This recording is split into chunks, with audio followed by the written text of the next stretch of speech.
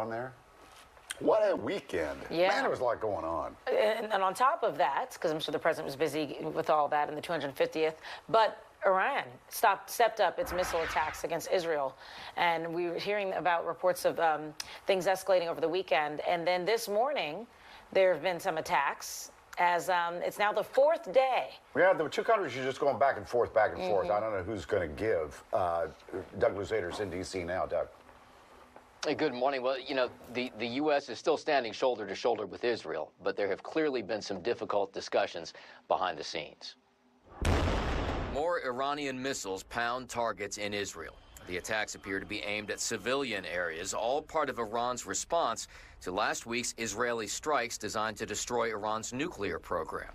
Even U.S. embassy offices in Tel Aviv were damaged and will remain closed today.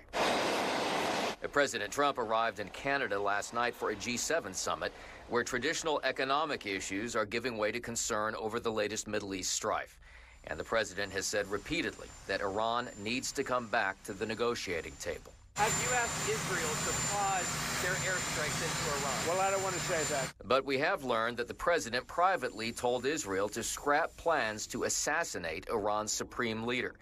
In an interview last night, Israeli Prime Minister Benjamin Netanyahu would not discuss it. Actually, there's so many false reports of conversations that never happened, and I'm not going to get into that. And while Israel may have stopped short of that goal for now, it could still be in the cards. The principal objectives are, one, to take down the nuclear enterprise and also the ballistic missile enterprise. But certainly Prime Minister Netanyahu would take the byproduct of that, and that is regime change.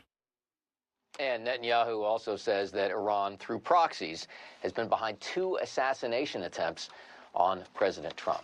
Mike and Alex. So Israel gave us the heads up, the United States of America, that they were going to do this, right?